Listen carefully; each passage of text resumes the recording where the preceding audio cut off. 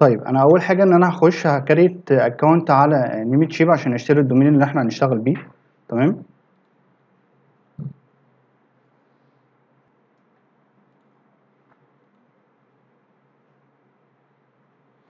تمام كده انا كريت الاكونت بتاعي على نيمت شيب وهبدا اخش اشتري الدومين اللي انا عايزه. انا محضر الدومين ده، ابتدي اخش على دومينز، سرش عليه.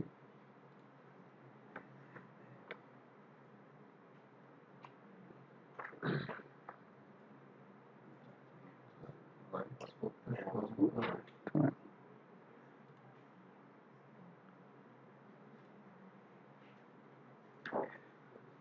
انا هنا هقفل التجديد السنوي بس بحيث ان انا ما حبيتش ان انا اجدد الدومين تاني، فخلاص كده ما يسحبش لو انا سايب الفيزا في الاكونت.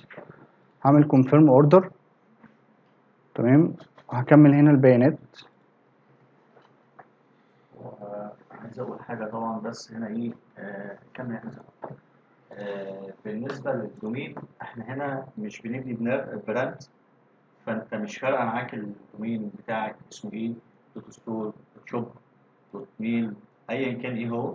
انت طالع ايه، بتست حته بتشتغل فيها. ممكن بعد كده لو الموضوع ظبط معاك وبقى تمام، الدومين بكام دولار، يعني ب 2 3 دولار، 5 دولار.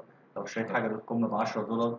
فالموضوع مش اللي هو كبير. فانت ممكن فيما بعد لو الموضوع بالنسبه لك تمام وعايز تسكيل فيه بقى براحتك، تشتري دومين كويس، اعمل براندنج ليه، دي بتاعتك انت فيما بعد. لكن طول ما انت شغال كدروب شيرنج، انت الدومين ذات نفسه يعني ايه، ملهوش الأهمية القصوى بقوة البراند. يعني لما انت تيجي تعمل براند اصلا، او سواء اذا كان البراند بتاعك ده ماركت بليس او انت بتعمل برودكت وتختار له اسم والتفاصيل دي كلها، ده انت بتاخد فيه وقتك براحتك، اعمل فيه اللي انت عايزه، استنى عليه مره واثنين وثلاثه وتست، وهتطلع تشوف هنا وتشوفه في جوجل اصلا عليه سيرش ولا لا، تشوفه في امازون عليه سيرش ولا لا. وطبعا لو انت بتبني براند اصلا من الاول، يفضل ان انت لما تحطه في جوجل ما يطلعلكش اي ريزلت، عشان ما يبقاش فيه حاجه بتتكلم على الاسم اللي انت مختاره.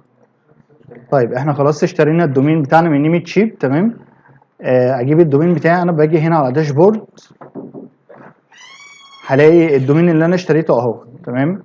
طيب ازاي اربط الدومين بتاعي؟ انا باجي هنا على الدومين ده وبقول له مانج دومين. الاول ان انا هاخد الاسم الدومين واروح كاريت بيه ستور الاول على يوكان، وبعد كده حاجه اربطه من هنا من الدي ان اس. فاحنا نروح نكريت الستور الاول بتاعنا على يوكان.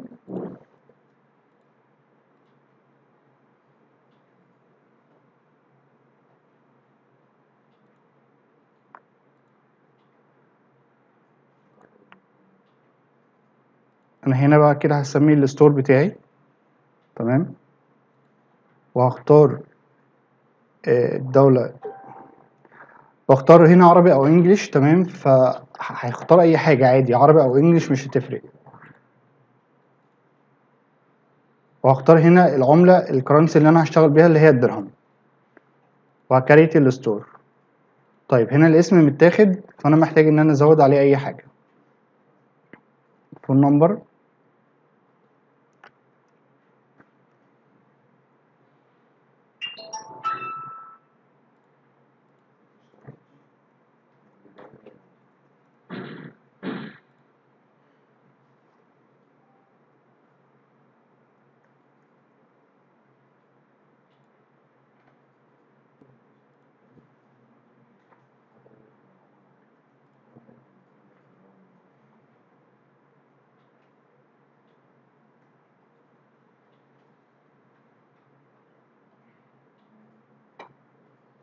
كده انا كريت الاكونت بتاعي على يوكان، وهبدا اعمل السيت اب بتاعه. قبل ما نعمل السيت اب هنعمل شويه حاجات. فانا اول حاجه هنا هخش على السيت اب دي، هختار كاش اون ديليفري. فكده انا فعلت اول خطوه محتاجها مني. تمام. وبعد كده هعمل بروفايد للايميل.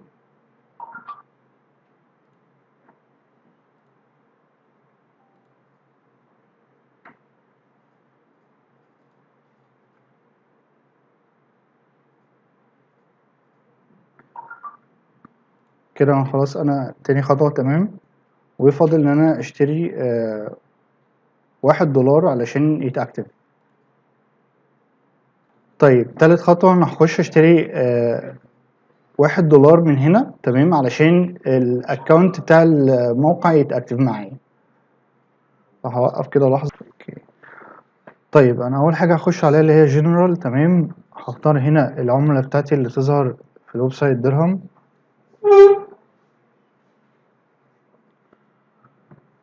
وبخلي هنا ان العميل ما يقدرش يشتري اكتر من 3000 3 مبيعات. هنا هختار التايم زون بتاعي ابو ظبي تمام، وهعمل سيف. البيمنت هنا احنا اخترنا ان احنا العمله بتاعتنا هتبقى الدفع، هيكون وسيله الدفع هتبقى كاش اون ديليفري، فانا بفعل دي تمام. وهنا الرساله اللي بتروح للعميل بعد ما يخلص عمليه الشراء، فممكن اغير الرساله دي واكتب حاجه مناسبه واتحكم في الخط بتاعها زي ما انا عايز. بعمل سيف، وبعد كده هخش هنا على سيت اب الفورم دي تمام. انا مش محتاج كل دوت. هنا هبدأ أعدل على الفورم اللي أنا عايزها، مثلا ممكن أخليها عربي بدل إنجليزي، فهنا هقول له الاسم بالكامل وأقول له سيف.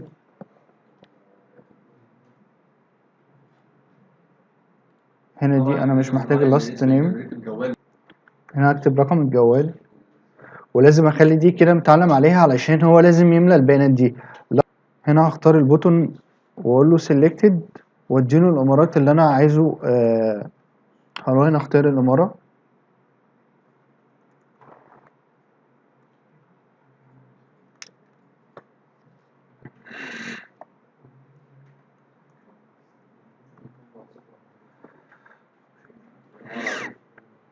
وهبدأ أحط له الإمارات اللي هي عندي كلها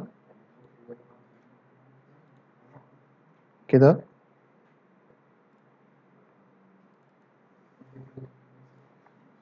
كده أنا ضفت ال8 إمارات، وممكن أثبت دبي معايا إن هي دي الأساسي كده. طيب بعد ما عملت البوتون هو كده بقى اوف، فانا هفعله كده وهاخده فوق. هختار بوتون جديد،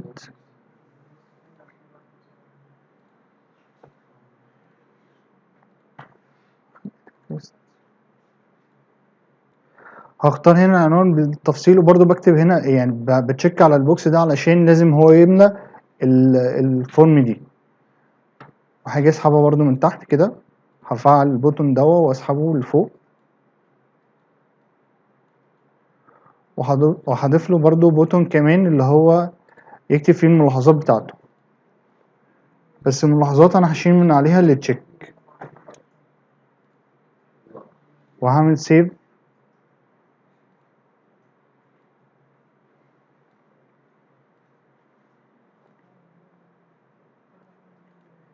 كده انا خلصت البيانات اللي انا عايزها من العميل، الاسم بالكامل ورقم الجوال واختيار الاماره والعنوان والتفصيل والملاحظات، واعمل سيف على كده.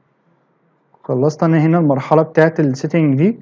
طيب انا هنا بقول له انا عايز اخليها فري شيبنج، شحن مجاني، وهقول له سيف. هخش هنا على شيبنج، هخش على كلمه شحن مجاني، وهختار ان انا الامارات بس، علشان لو حد دخل مثلا من اي بلد تاني ما يظهرلوش في السيرش، وما يخشش يشتري منتجات ويخسرني فلوس. وبرضه هقول له سيف، كل ما بعمل حاجه بعدلها باجي اقول له سيف. طيب تاني حاجه انا هخش على كلمه ستور هنا عشان اظبط بقيه السيتنج بتاع الموقع. السيتنج هنا بقدر اظبط لو انا عايز اغير في الالوان بغيرها من هنا، عايز اظبط اي حاجه كل ده من الستور. هنا في السيم بخش على كل مكان في الويب سايت اقدر اتحكم فيه زي ما انا عايز. اول حاجه هنا عندي في السيتنج دي، في اول حاجه الهيدر اند فوتر هقفل ده بس، وهسيب الاتنين دول شغالين معايا، وكل حاجه بعملها بعمل سيف على طول. خلصت انا كده دي كده اول حاجه. تاني حاجه هنا بقدر اتحكم في المنيو اللي هي فوق بتظهر في الموقع. تمام، يعني ده كده المنيو اللي هي بتبقى هنا.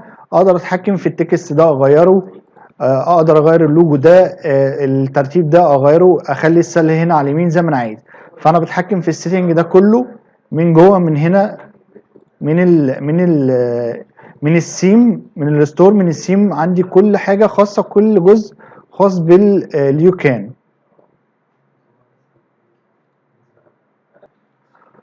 طيب انا هنا في هيدر اند فوتر. لو انا عايز اغير الالوان او اغير هنا زي ما قلت لكم، ده عايز ابدل دي مكان دي، فهسحبها كده وهغير. فانا مش هغير اي حاجه هنا. والتكست اللي هو بيظهر في الويب سايت اللي احنا قلنا عليه ده، لو انا عايز اغيره هغيره، اللي هو قلنا بيظهر هنا. لو انا عايز اغير الكلام ده فهغيره من هنا. فكل السيت اب ده معايا انا هسيبه زي ما هو.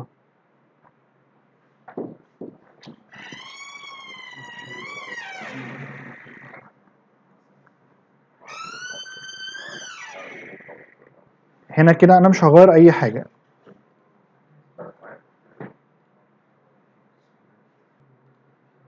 اول حاجه هنا هفعل الخيار ده اللي هو بتاع التشيك اوت عشان تبقى عندي صفحه واحده. وانا لو حبيت ان انا اخلي السعر قبل التايتل بحرك كده.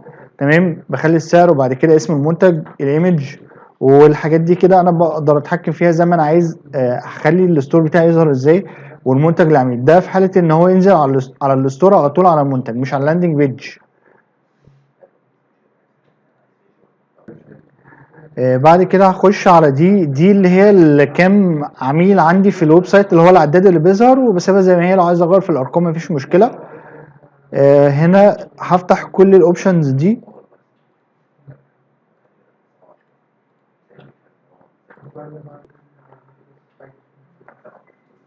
وهقول له سيف. وهنا بقدر اضغط هنا للطلب. لو انا عايز اغيرها بغيرها. هنروح نبص كده على شكل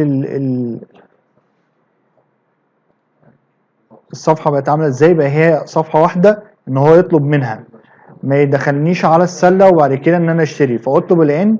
هي صفحه واحده يملى الفورم بتاعته هنا. طيب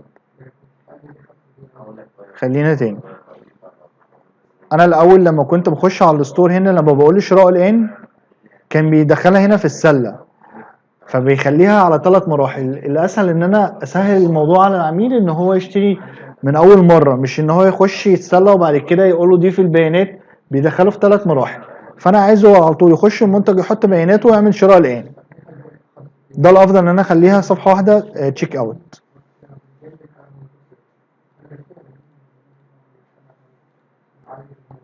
كده انا خلصت الستايل ده. برضو هنا بغير منه الوان الموقع. تمام، مش محتاج اغير حاجه دلوقتي. اللي تشيك اوت هنا هخلي هنا دي انيبل. تمام، اللي هي صفحه واحده تشيك اوت بس. هنا مش محتاج حاجه. هنا السيتنج هنا بقدر اغير اللوجو بتاعي اللي هو هنا. لو انا عايز اغير بقى في اللوجوهات فاقدر ان انا اغير منها، مفيش مشكله. هنا بختار الكاتيجوري بتاعي ايه اللي يظهر. الكاتيجوري اللي بتاعي اللي يظهر هنا ده هنا مجموعه مميزه، فبقدر اتحكم منها. لو انا عندي اكتر من كاتيجوري بكتب في السيرش او التصنيف الاول او التصنيف الثاني انا عايز انهي كاتيجوري عندي يظهر على الويب سايت. وده هنختاره، يعني هنشوفه ازاي ان احنا نحط كاتيجوري مع بعض. وهنا عدد المنتجات اللي تظهر مثلا في الكاتيجوري ده بس 50 منتج. بقول له سيف وبقدر يعني كل الحاجات دي انتوا ممكن تجربوها وتشوفوا شكلها بيتغير معاكم ازاي في الكاتيجوري ده.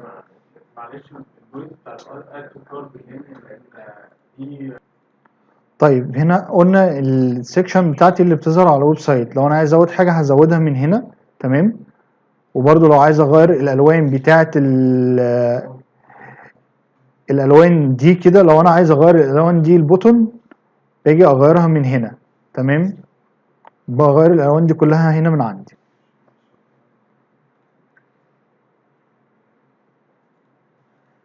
بالنسبه للسيم كده مفيش حاجه محتاج ان انا اعملها تاني. ممكن بقى اخش على المنيو.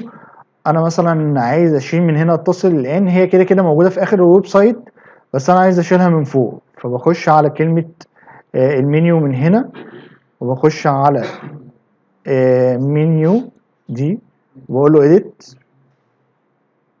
وهاجي على اتصل الان واحذفها واقول له سيف. هروح اعمل ريفريش هنا على الويب سايت، هلاقي ان هي الصفحه الرئيسيه والتصنيفات بس.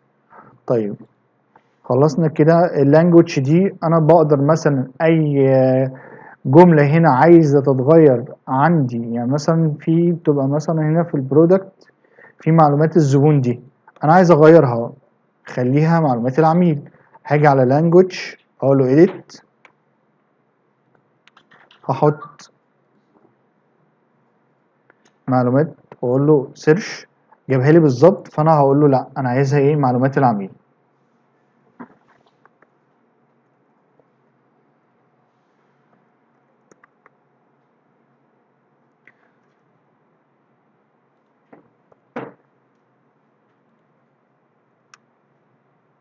تمام، وهقول له سيف، وهنا برضو هغيرها.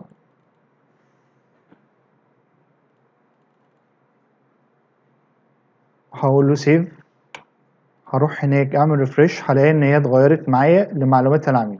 فاي حاجه هنا في بالنسبه للحاجات اللي هي الاساسيه للموقع. المنتج الرابع دي مش دي هنا اسم المنتج، تبع اسم المنتج. هنا مثلا مراجعه الزبناء دي انا ممكن اغيرها،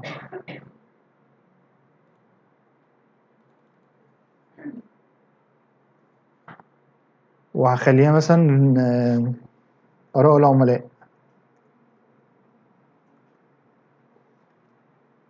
وهقول له سيف. هروح هناك هلاقي ان هي اتغيرت، اراء العملاء.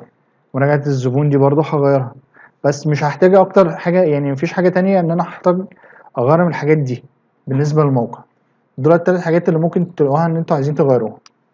ممكن اخليها تقييمات العملاء زي ما انتوا عايزين، فكده انا مش هحتاج ان انا اغير حاجه من اللانجوج هنا تاني. خلاص، خش كده بعد كده البيج دي الخاصه باللاندنج بيج، وان احنا ازاي نعمل لاندنج بيج على يو كان. نكريت لاندنج بيج جديده، او نختار لاندات من دي ونعدل عليها. في لاندات جاهزه تمام. وازاي ان انتوا تعملوا لاند على يو كان. طبعا شرح اللاندات دي كلها موجوده على اليوتيوب بتاعهم، تقدروا تشوفوا الشرح خطوه خطوه، او ان انتوا تاخدوا لاند من دي وتعدلوا عليها.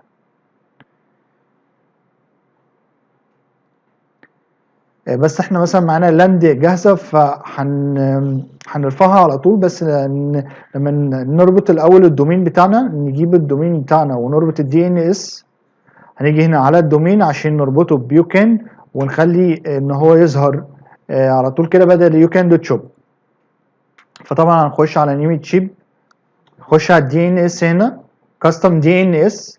هاخد من يوكان،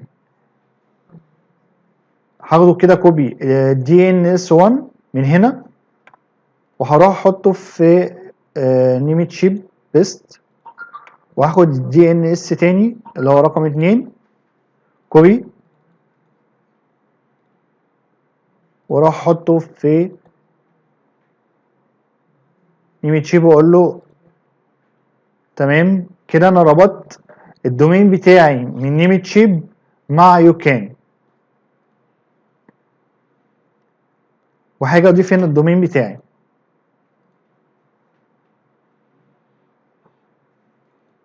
اخد الدومين كده كوبي، واروح على يوكان اقول له اد دومين من هنا، احط الدومين بتاعي واقول له اد دومين. هنا بقى بيندنج، فانا مستني مثلا حوالي 10 دقايق او ربع ساعه والدومين ده هيبقى فيرفايد. في شويه حاجات بسيطه هنعملها في يوكان، وبعد كده نروح نشتري نروح نكريت البيج والفيسبوك والانستجرام. طيب بالنسبه للبرودكت هنا انا بخش على اول برودكت تمام.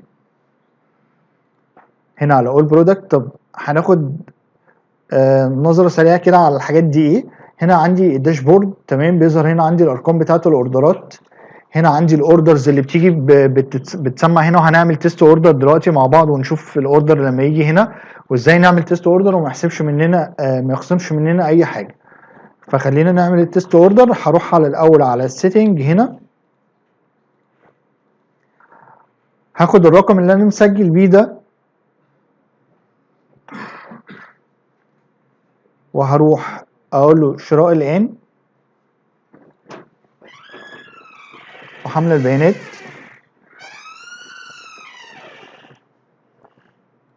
هحط هنا الرقم التليفون وهختار الامارة اي امارة، وهنا هحط العنوان وهقول له اضغط هنا للطلب. تمام، خلاص كده بقى هي صفحة واحدة دي. شكرا جزيلا على ثقتكم. وهنا دي كده تفاصيل الفاتورة. لو انا عايز اكنسل الاوردر ده، الاول انا مثلا هنا قبل ما اكنسله بخش هنا عشان اشوف تفاصيل الاوردر بتاعت العميل عشان اروح احطها في اي كومبو. طيب سريعا كده هفتح مثلا اي كومبو عشان لما تيجي برضو تضيفوا المنتجات بتاعتكم. مثلا انا هنا هخش على اي كومبو، ازاي ان انا هاخد الاوردرات بتاعتي واضيفها في اي كومبو. طبعا كل حاجه هاخدها كوبي بيست. ان انا هنا هخش على اي كومبو هشوف المنتج اللي انا عايز اطلبه. هناخد اي منتج، مثلا المنتج ده هضيفه للسله، هقول له اطلب الان. تمام، وحاجه اضيف الداتا بتاعتي كوبي بيست. انا هنا ادي الاسم خدته من هنا من يو كان، ادي رقم التليفون باخده من اول 05. وفي الامارات دايما الرقم بيبتدي من 05. هتلاقي معظم العملاء كتبته، فلو هو مش محطوط الزيرو فهتحط الزيرو وتكمل الرقم وتحط هنا العنوان بتاعك وتختار الاماره. تمام، طبعا انت بتشوف الداتا من هنا كلها ظاهره معاك. هنا اختار الفجيره. تمام، وادي العنوان بالتفصيل، هتاخده كوبي من هنا وتحط العنوان. خلاص ده كده بالنسبه لاضافه الاوردر على اي كومبو. انا هنا بيظهر معايا الشحن 25 ثابت على اي اماره. تمام، باجي لو انا عايز ازود في السعر بزود من هنا، مثلا هخليه 125. فهلاقي الربح زاد بتاع من 25 زاد ل 80 درهم. تمام، طب انا عايز اقلل الربح شويه فبقى الربح بتاعي 75. غير طبعا الشحن. لا، الشحن هو متضاف هنا 25. هنعملها تاني. ان انا دلوقتي اول ما بعمل اضافه للطلب، تمام، انا هنا عندي الشحن الزيرو. اول ما بختار الاماره هنا بيضاف معايا الشحن اوتوماتيك 25 درهم. فانا ببقى عارف تسعيري انا التوتال بتاع العميل كام. هنا 125 دلوقتي. طب انا مزود في السعر، فهاجي هنا في السعر انا ببيع المنتج ده ب 200 فانا هخليها 175 عشان في 25 شحن فبقت 200 هنا توتالي. فانا هنا بقدر اتحكم في السعر. طب لو قطعتين على حسب بقى انا مسعر للعميل كام قطعه، وهنا هزود عدد القطع واشوف التسعير بتاعي اظبطه من هنا. هيبان هنا معايا الاجمالي اللي هيروح للعميل حسب ما انت مسعره على الويب سايت بتاعك. تمام، لو انا عايز افعل الايقونه بتاعت الواتساب او اي حاجه ماسنجر، فهاجي على اونلاين في المكان ده كده واحط الكود بتاعي بتاع الواتساب عشان يتفاعل معايا. لما انا بيجي لي اوردرات على يو كان بعمل فولفيل اوردر علشان اعرف بعد كده ان انا خلاص الاوردر ده انا دخلت البيانات بتاعته في كومبو. لو انا عايز اكنسله فهعمل من هنا كنسل اوردر، فهقول له كده اوكي. هعمل باك. خلاص لما اجي هعمل ريفرش فهو اتكنسل. طيب انا دلوقتي لو كان حسب معايا الاوردر ده هاخد الرقم بتاعه كوبي وهروح على السبورت هنا وهقول والله اوردر مثلا مكرر. تمام، هقول له اوردر مكرر هنا في العنوان وهحط له الاوردر ده. تمام، انت ممكن تعملها دلوقتي تبعت لهم ان الاوردر ده كان تيست او الاوردر ده مكرر وهتعمل سند من هنا. هتبعت لهم الرساله هيوصلك ايميل ان هم استلموا الايميل ده والتيم الفني بيراجع الموضوع ده وهتلاقيه اتخصم هنا من عندك من البالانس. تمام، ده بالنسبه لو كان اوردر مكرر معايا او انا عملت تيست في البدايه وانا مش عارف. بعد كده هتلاقيه هو اصلا بعت لك كمان الفيديو ان انت ازاي تعمل التيست على يو كان من غير ما يتخصم منك اي حاجه بنفس الطريقه اللي احنا عملناها دي. كده بالنسبه لمرحله التيست، ان انا كل حاجه لما اجي اعملها على يو كان تيست عليها عشان اشوف الدنيا تمام عندي ولا لا. خلصنا هنا هنخش على البرودكت. والبرودكت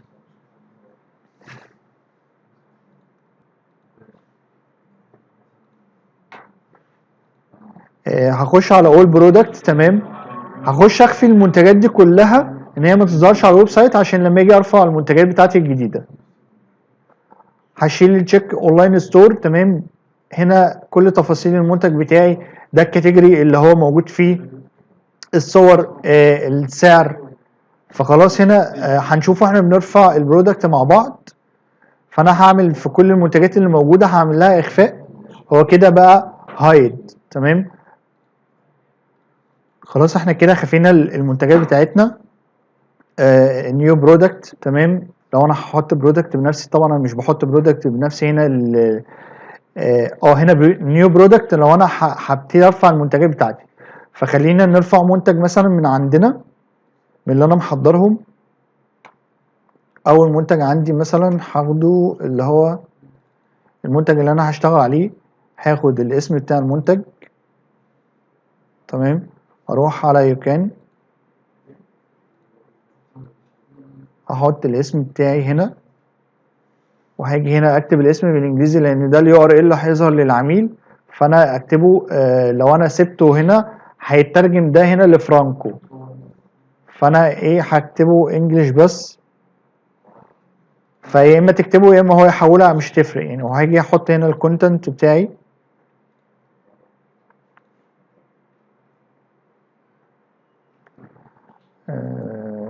ده الوصف بتاع المنتج. طبعا ده مش افضل حاجه، بس دي الحاجه اللي انا حاططها عشان الشرح، واقدر اكبر الخط من هنا مثلا زي ما انا عايز. تمام، واقلل المسافات دي.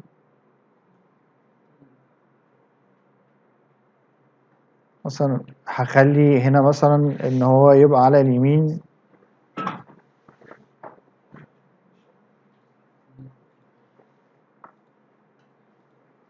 خليت الكلام يبقى يكون من على اليمين مش من على الشمال، وابدا اقلل المسافات بتاعتي دي كده. عايز اخلي دي مثلا هنا بولد، فبقدر ان انا اتحكم هنا واقدر ارفع صور وفيديوهات. بعد كده بختار الكاتيجوري بتاعي، انا عايزه يظهر فين، في التصنيف الاول ولا التاني ولا التالت. تمام، هختار التصنيف دوت، واحط السعر بتاعي. انا هنا المفروض المنتج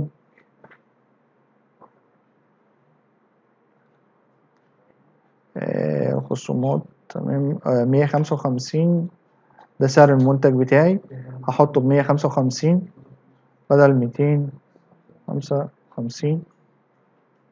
تمام، خلاص انا كده حطيت السعر بتاعي، وهنا ده بقى 155 بدل 255. بعد كده هبتدي ارفع الصور.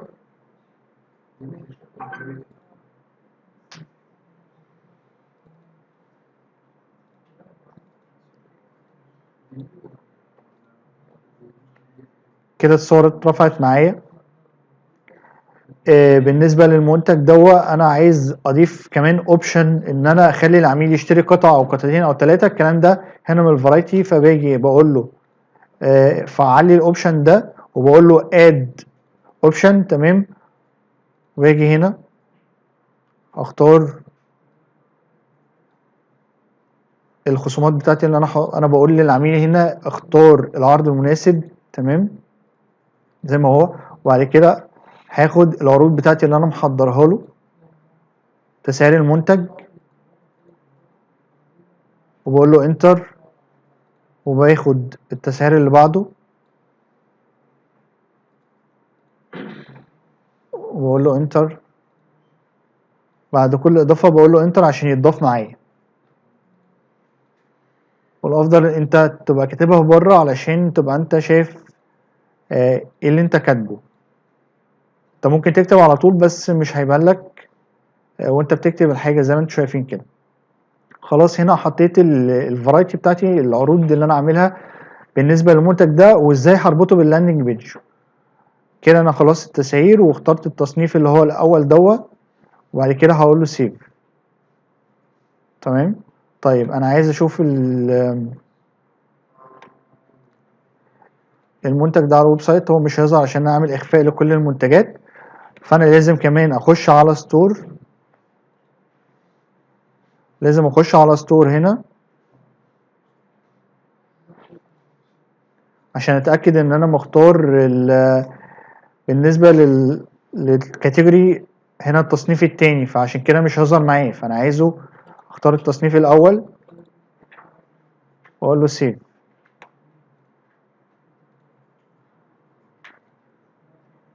ادي المنتج ظهر معايا اهو، تمام. فهقدر ان انا اخش اعمل عليه شراء الان، وادي التسعير بتاعي اهو، ادي اسم المنتج، ادي الاختيارات اللي انا حطيتها للعميل ان هو يختار العرض ده ولا العرض ده ولا العرض ده، وبعد كده ادي الوصف بتاعي، وادي الصور هنا عندي ان هو يقدر يشوفها، وبعد كده هو هيملى الفورم دي عشان يعمل الاوردر، تمام. طيب في حاجه بالنسبه لل خلاص كده الاول برودكت، فانا هنا هبتدي ان انا ارفع كل المنتجات. خلاص هنا الاول برودكت، هنا النيو برودكت لو انا عايز اعمل اد برودكت هضغط هنا او هقول له نيو برودكت زي ما انا عايز، تمام. هخش على الكاتيجوري هنا برضو زي ما عملنا، دي التصنيفات بتاعتي اللي هي بتظهر هنا، تمام. هخفيها برضو واحط تصنيفات انا جديده واحط صور زي ما انا عايز، فهاجي برضو على التصنيفات دي اعمل لها اخفاء،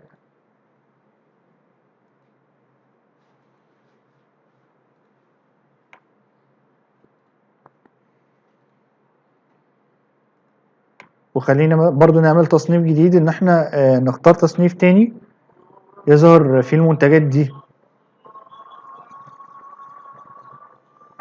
تصنيف جديد. فهنا هقول له اد كاتيجوري، وانا مثلا هسمي هنا العروض المميزه، او مثلا خليها الاكثر مبيعا مثلا. بقدر هنا ارفع اي صوره عندي، تمام. هحط دي كده مؤقتا. فهنا انا هنا الكاتيجوري سميته، تمام، وهقول له سيف. فهنا الكاتيجوري جاهز معايا. هروح على السيم وهقول له انا عايز اخلي الكاتيجوري ده يظهر اول واحد من هنا، تمام. على الكاتيجوري ده هقول له انا عايز الاكثر مبيعا ده هو اللي يظهر، تمام، وهقول له سيف. وهاجي على البرودكت برضو انا عايز المنتج بتاعي يظهر في الاكثر مبيعا اللي هو ده، فانا بحدد كل منتج يظهر فين. فانا هشيله او ممكن اخليه يظهر في اكتر من تصنيف، اللي هو في الاكثر مبيعا ويظهر في التصنيف الاول في اكتر من حاجه. فانت بتعمل الويب سايت زي ما انت عايز. هاجي على الويب سايت هنا، هعمل ريفريش، ادي الكاتيجوري بتاعي، هقسم الويب سايت بتاعي زي ما انا عايز. فالكاتيجوري ده بقيت مثلا مخصصه اللي هو ايه، ادوات المنزل. فانت ممكن بقى تشوف ويب سايت وتشوف الترتيب بتاعه عامل ازاي وتعمل زيه. يعني لو سرشت على الموقع هتلاقي مواقع كتير لمنافسين على يوكان.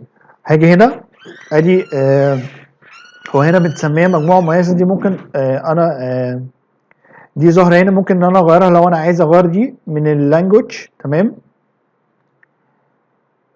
واستعرض الان دي انا ممكن اخفيها من هنا من السيتنج بتاع السين، ان هو ما يضغطش استعرض الان.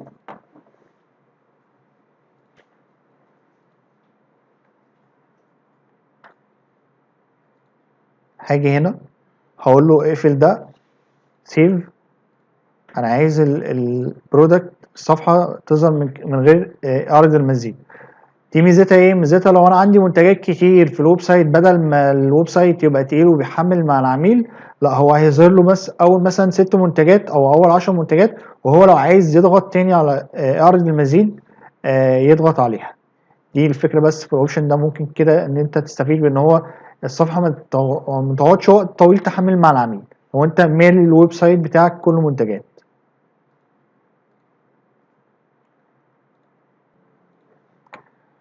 خلصنا الكاتيجوري، هنخش على الريفيو. انا لو عايز ريفيوهات تظهر للعميل، انا بكتب هنا مثلا اسم العميل مثلا وليكن ايه، محمد، تمام. وهنا هختار المنتج بتاعي اللي عايز يظهر فيه الريفيوهات. والله المنتج مرة رهيب. ما هو عادي انت هتشوف بقى اللغة بتاعتهم وتحاول، يعني مثلا والله المنتج مرة رهيب، تمام. فهقول له سيف. ده كده اي حد لو كتب ريفيو على المنتج بتاعك هنا مش هيظهر غير لما انت تديله ابروف ان هو يظهر. فهنا في الريفيوهات اهو هو انا عملته بس مقفول، فلما هقول له تمام فهاجي هنا على المنتج هلاقي الريفيوهات بتاعتي. طبعا دي حاجات اهو المنتج زي انا بتحكم في عدد النجوم والكلام، وممكن احط صور يعني اقدر ان انا احط صور تظهر مثلا تكون ريفيوهات هنا اقدر احط صور هنا تمام. بالنسبه لو في اقدر اجيب ريفيوهات من علي اكسبريس او من علي بابا واحط الريفيوهات دي تظهر تحت المنتج. فده بالنسبه للريفيوهات، ودي حاجه كويسه ان بتحفز العميل فعلا ان هو يطمن ان هو بيشتري منتج ما فيهوش مشاكل. هنا مش هنحتاج منها اي حاجه. الاب سيل تمام، هنرفع منتج مع بعض. هنا في الاب سيل اللي هو بعد ما العميل يشتري المنتج يظهر له المنتج اللي انا عايزه، فهقول له اد تمام. حاجه اضيف المنتج هنا، هنضيف مع بعض المنتج اللي انا محضره اللي هو ده مسدس الفقاعات.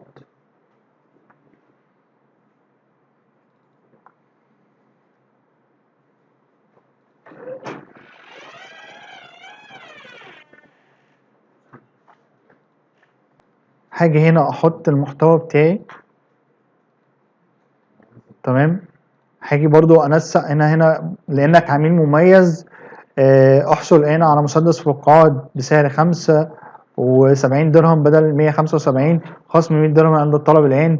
الصورة دي مثلا عايز اجيبها في النص شوية تمام، فهحركها كده والصورة دي هجيبها في النص شوية، واقدر ان انا احط فيديو ما بين الصور هنا، ارفع فيديوهات على اليوتيوب واخد اللينكات بتاعت الفيديو بحيث ان هو يشوف المنتج ده بيعمل ايه، ما اكتفيش بالصور تمام.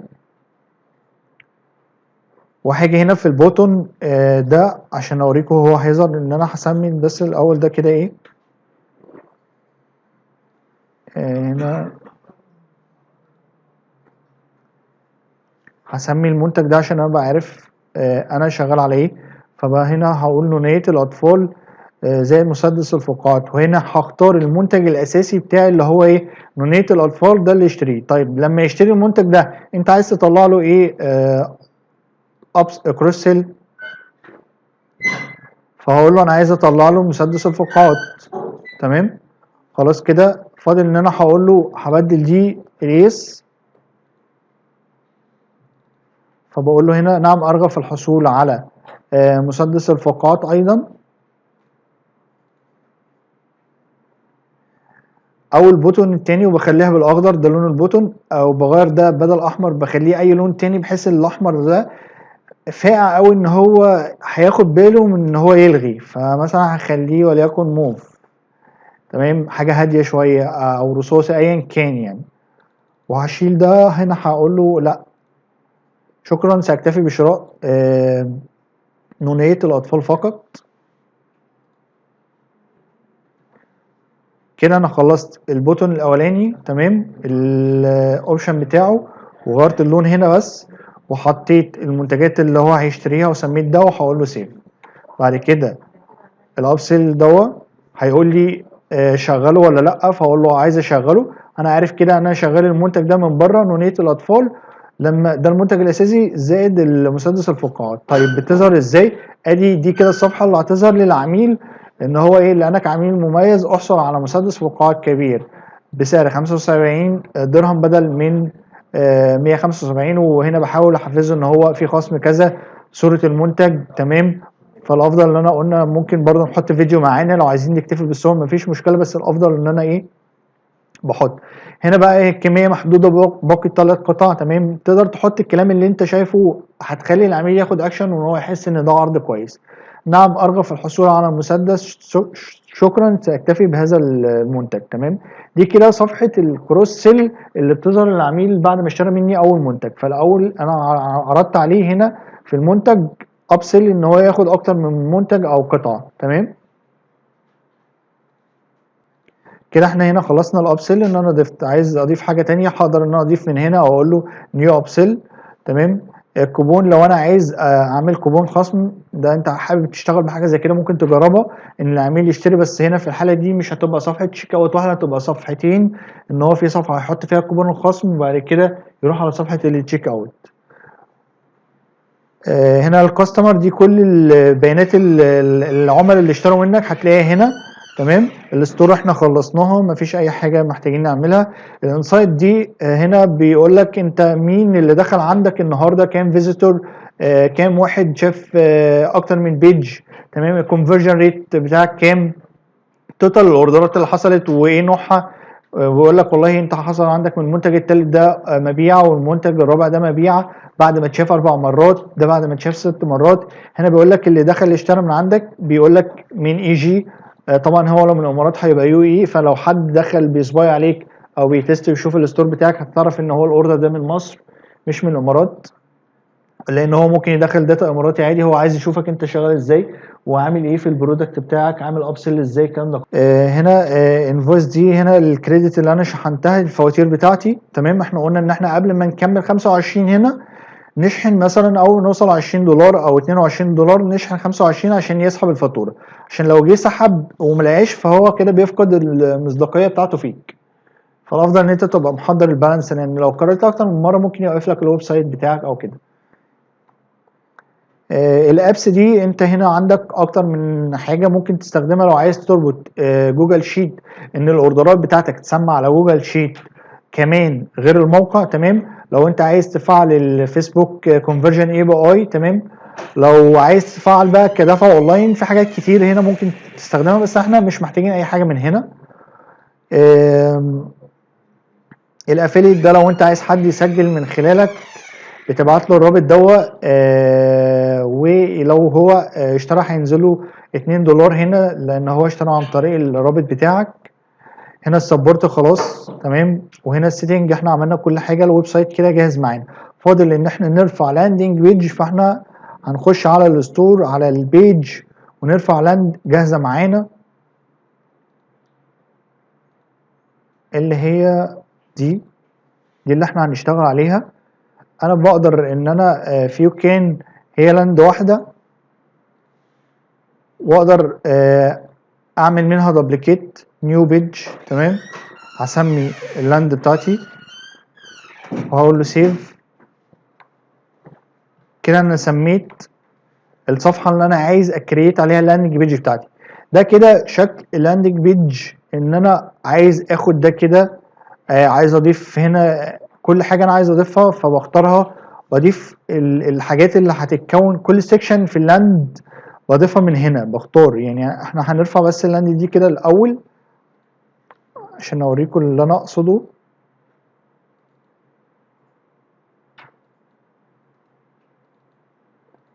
دي اللاند بتاعتي. حضرتك رافعها من بره لكام؟ دي كده شكل اللاند عندي. كل سيكشن من ده هو هنا موجود. انا عندي 19 سيكشن. ده هنا التايتل، هنا مثلا الفيديو اليوتيوب اللي هو موجود هنا. تمام.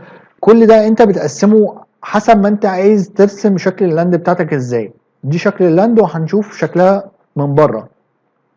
فال 19 سيكشن دول انت اللي بتتحكم فيهم. تقدر تعمل ايديت على السعر لو انت هنا عايز تعمل ايديت على السعر تغيره، فهتيجي هنا هتغير في الكتابة وتغير السعر بتاعك. لو انت هتغير في التسعير، فكل حاجة تقدر تعدل عليها زي ما انت عايز في اللاند بتاعتك. طيب ازاي هربط اللاند بالمنتج بتاعي؟ انا باجي هنا على كلمة 19 دي او على المكان دوت، وباجي هنا بقول له على اخر حاجه اكسبورت، ان انا دلوقتي عايز اجيب المنتج اللي انا على الويب سايت اللي هو نونية الاطفال ده، اربطه باللاند دي، عشان لما العميل يخش على اللاند يظهر له المنتج ويظهر له التسعير بتاعي. هقول له سيف، صور فيه كده التسعير.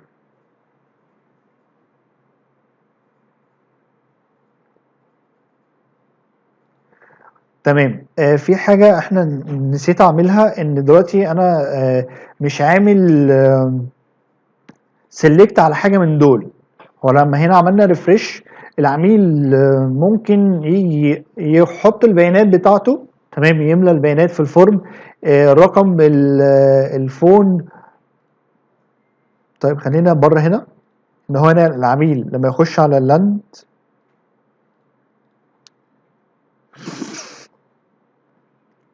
العميل لما يخش هنا على اللاند بالشكل ده، فهو هيملى البيانات بتاعته كلها ويجي يعمل شراء الان. كل ده مليان، بس هو مش واخد باله ان هو لازم يختار حاجه من دول. فانا بعمل حاجه كويسه ان انا باجي هنا في السيتنج بتاعت البرودكت دي. هنقفل اللاند هنا لحظه ونرجع لها تاني. هخش على البرودكت هنا،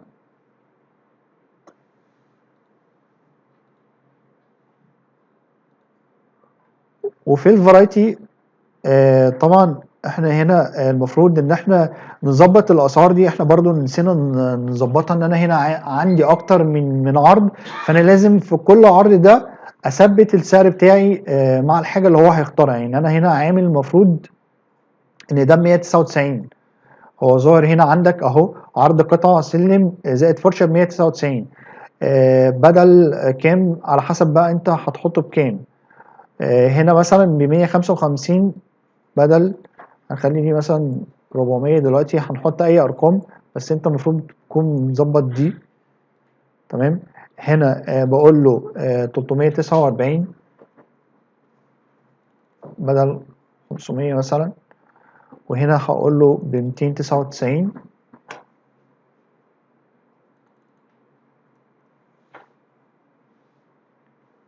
بدل 350. وهختار مثلا انا الديفولت عايزه ان هو يختار مثلا قطعة. هنا دي هتبقى الديفولت معايا، وهقول له سيف. تمام.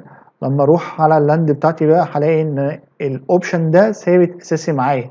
هو حط هو الاوبشن على القطعة، حط البيانات، فاشترى. هو بقى لو عايز يغير ياخد عرض تاني تمام، بس اللي هو عشان ما اخسرش العميل ان هو عمال يضغط يشتري الان يشتري الان، وفي ايرور بيطلع معاه ومش فاهم ان هو لازم يختار حاجه من دي.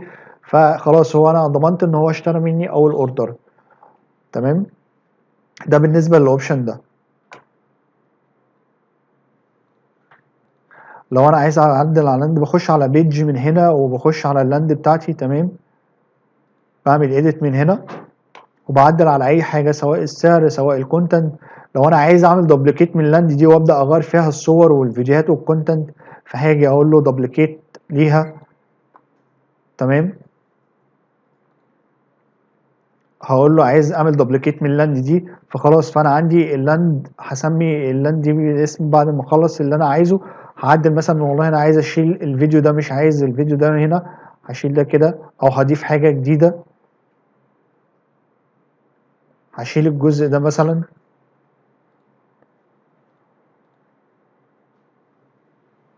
فانا اقدر اتحكم في ايه اللي يظهر هنا، واشيل ايه واسيب ايه، واظبط التسعير بتاعي على المنتج الجديد اللي انا هشتغل عليه، وبعد كده اعمل سيف.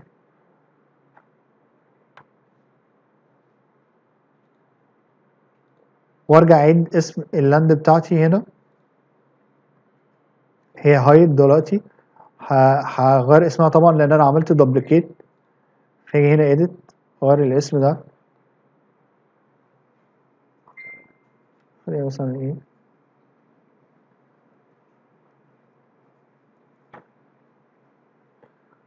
تيست.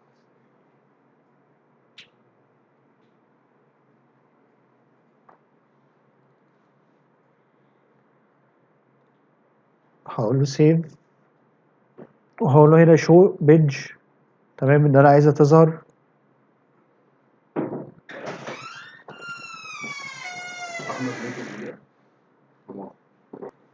خلاص دي اللاند التانية اللي انا عملتها كوبي من الاولى، وان احنا نقدر نغير فيها اي حاجة زي ما احنا عايزين. احنا شلنا الفيديو من هناك، فانا اقدر هنا بكل سهولة ان انا مش هتعب كتير غير في لاند او لاندين او ثلاثة، وبعد كده اغير فيهم زي ما انا عايز.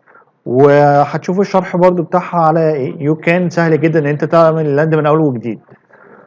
تمام. وممكن ننزل لكم كذا لاند مثلا على الجروب برضو، بحيث ان تساعدكم شويه لو انتوا عايزين تغيروا فيها وتشتغلوا على لاندات جاهزه ترفعوها امبورت على طول، فده برضو مفيش مشكله.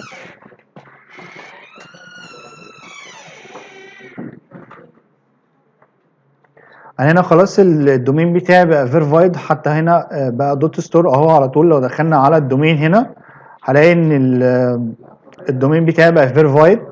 تمام. فالستور بتاعي جاهز ان انا اقدر ان انا اخش خلاص اخد اليو ار ال بتاعي واشتغل على الستور. طب انا عايز اشتغل على اللاند، هخش على البيج واخد رابط اللاند ان انا بقول له بريفيو انا هشتغل على اللاند دي.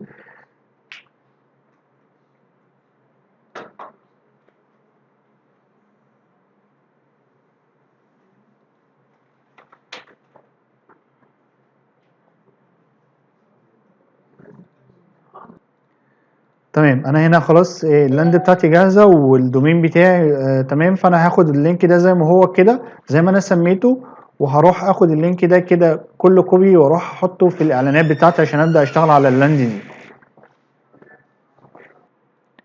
انا هنا هخش هقول له كريت. تمام. اللينك بتاعه طبعا في الجروب، هقول له هكريت بالايميل ده. خلاص انا كريت هنا حساب على كلاريتي ده عشان يوريني اليوزر بتاعي بيعمل ايه. هنا هسمي الستور بتاعي، انا هاخد الاسم بتاع الستور عندي هنا. هم ايه اسمك؟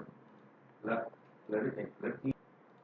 انا هسمي الستور اسم النيم بتاعي هنا بالستور، واحط اللينك الموقع احطه هنا، واقول له اد نيو بروجكت. تمام. خلاص انا كريت هنا البروجكت اللي انا عايز اخليه في الويب سايت عندي. هاخد الكود ده اللي هو ستارت.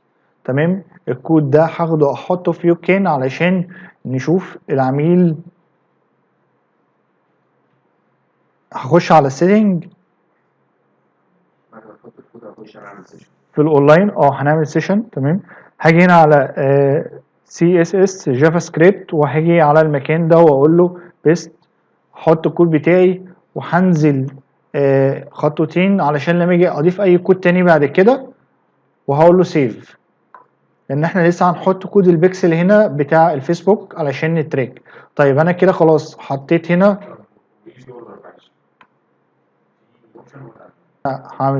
هخش على الستور بتاعي هنا. انا كده دخلت على الستور. خش. تمام. اوكي. هخش اشوف السيشن اللي حصلت اهي اتسجلت. ده دخل من ايجيبت وبيديني هنا مور ديتيلز. هو دخل من براوزر ولا من فون ولا ايه، وكل اكشن هو عملها. بص من اول ما دخل، لو هو عمل اوردر، كل حاجه حصلت بتتسجل هنا عندي في السيشن. فانا شايف كل حاجه حصلت العميل دخل يعملها. ده عشان احنا سجلنا هنا بالكلاريتي. ف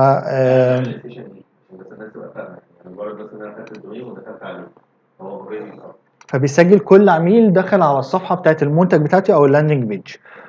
ده بالنسبه للكلاريتي. خلاص احنا خلصناه، مش محتاجين منه اي حاجه. تمام. احنا هنخش نكريت حساب بيزنس. تمام. طبعا الرابط ده موجود عندكم. كريت اكونت. تمام.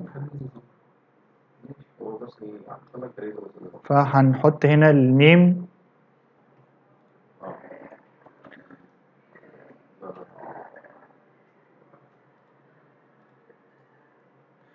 تمام. احنا كده كريتنا الاكونت بتاعنا البيزنس. تمام. هنخش نعمل فيرفايت للبيزنس. كونفيرم.